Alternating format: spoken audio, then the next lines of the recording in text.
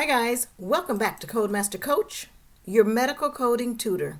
Okay guys, we're continuing our review of the CPT classification. Alright, just know that there are 6 sections of CPT. 6 sections. The 6 sections are Evaluation and Management, which are codes 99202 through 99499, Anesthesia 00100 through 01999, Surgery 10004 through 69990, Radiology 70010 through 79999, Pathology and Laboratory 80047 through 89398, and Medicine 90281 through 99607. You should know a CPT code solely based on the first digit of the CPT code. If the code starts with the number 8, you should know that that's a pathology and laboratory code. If the code starts with the 7, know it's a radiology code. Surgery, again, the largest section in CPT, if it starts with the numbers 1 through 6, it's a surgical code. Anesthesia codes start with the number 0. The tricky questions or sections are Evaluation and Management and Medicine, which both start with the number 9. We'll get into a little more detail about that in just a minute. Anesthesia is based on who administered the anesthesia. Was it the anesthesiologist, the doctor of anesthesia, or the certified registered nurse anesthetist, CRNA? Identify who administered the anesthesia, and then identify the name of the surgical procedure under the main term anesthesia, or the location on the body under the main term anesthesia to identify the correct anesthesia code.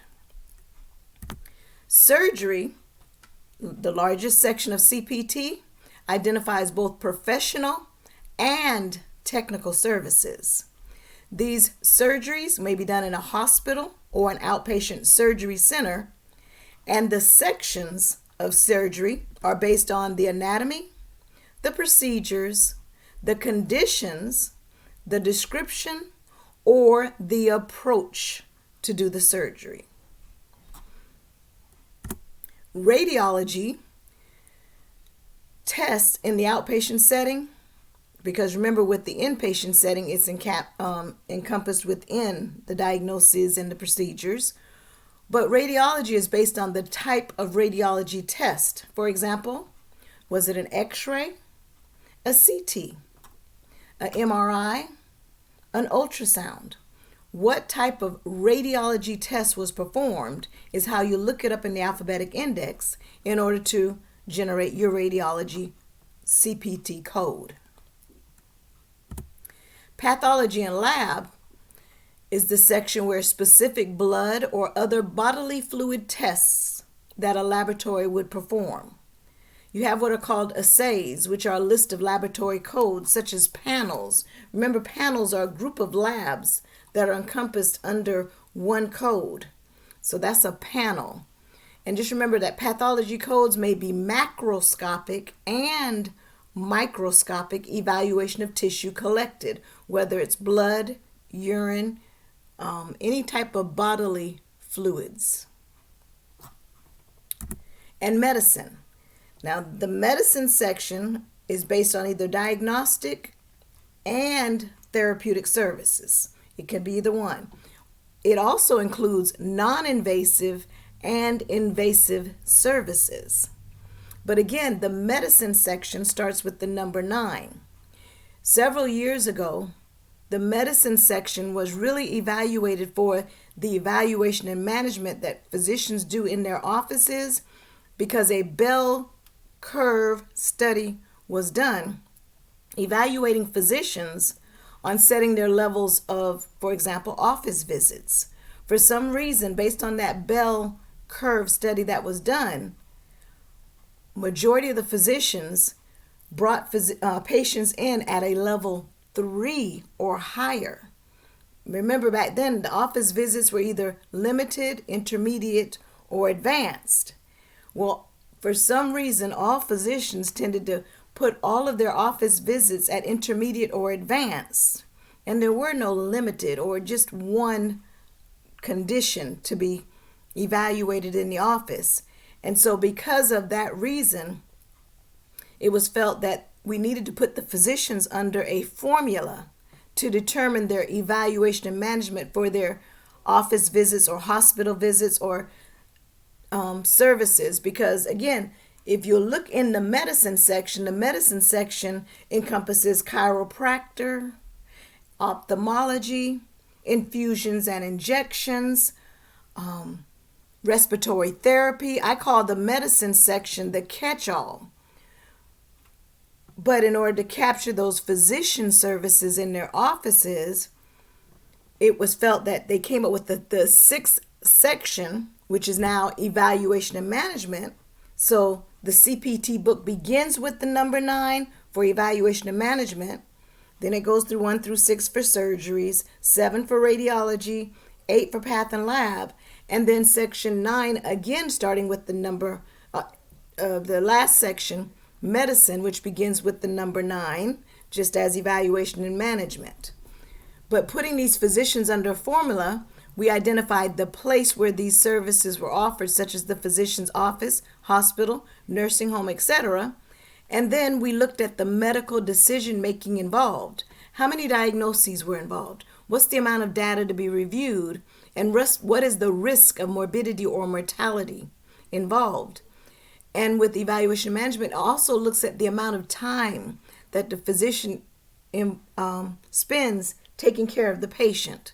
So from the medicine section, we've created the 6th section, which is the evaluation and management section. So both medicine and evaluation start with the number 9.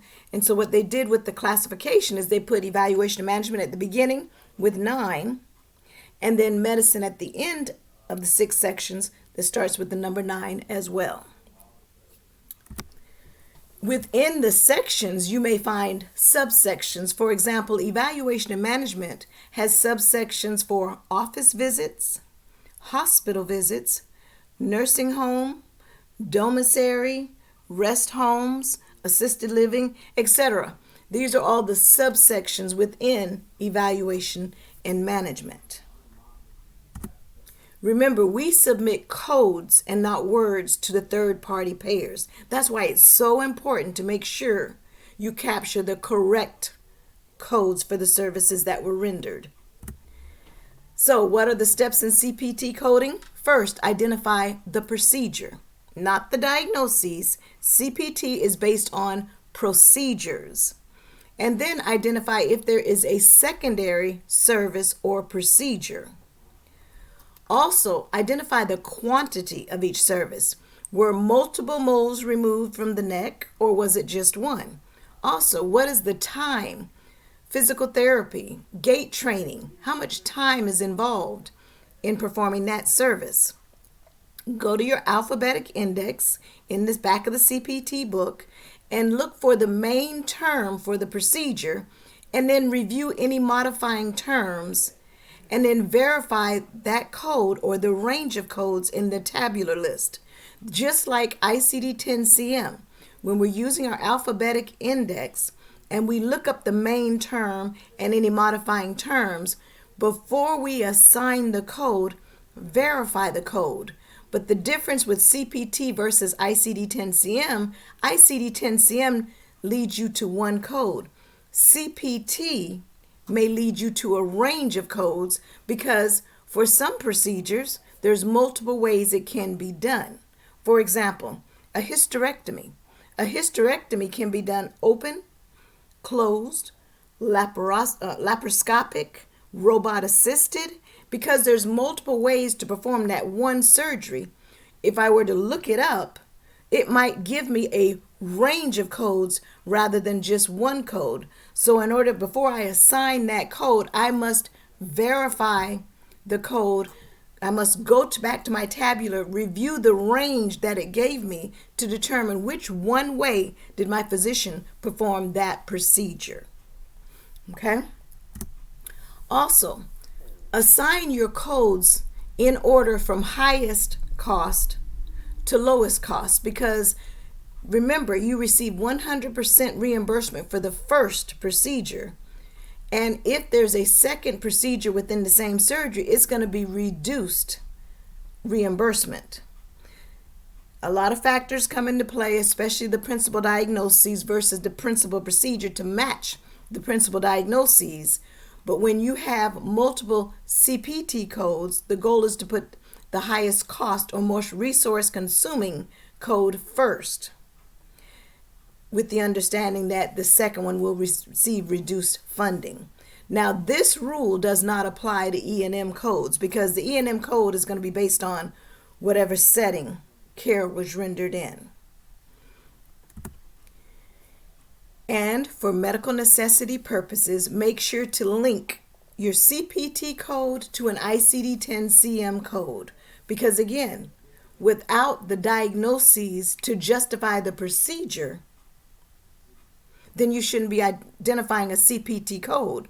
Procedures are done to correct conditions. So you must first identify the ICD-10-CM diagnoses code to justify that procedure which is being performed. And we call that medical necessity when we link the CPT code to an ICD-10-CM code. Okay, guys, hopefully all of this is coming together. I'm trying to give it to you in little chunks so that it makes sense to you and you think about the whole process. But again, CPT is for procedures, where ICD-10-CM is for diagnoses. Let me correct this. CPT is for professional services, and the ICD-10-CM is the diagnoses to justify those professional services. All right, guys, my number one rule, love your code book. It will love you back with the right answer. So let's learn to spend time in these books, in these classification systems. This week we're learning CPT. I'm going to continue this. Stay with me, and I'll see you in the next one. Thanks, guys.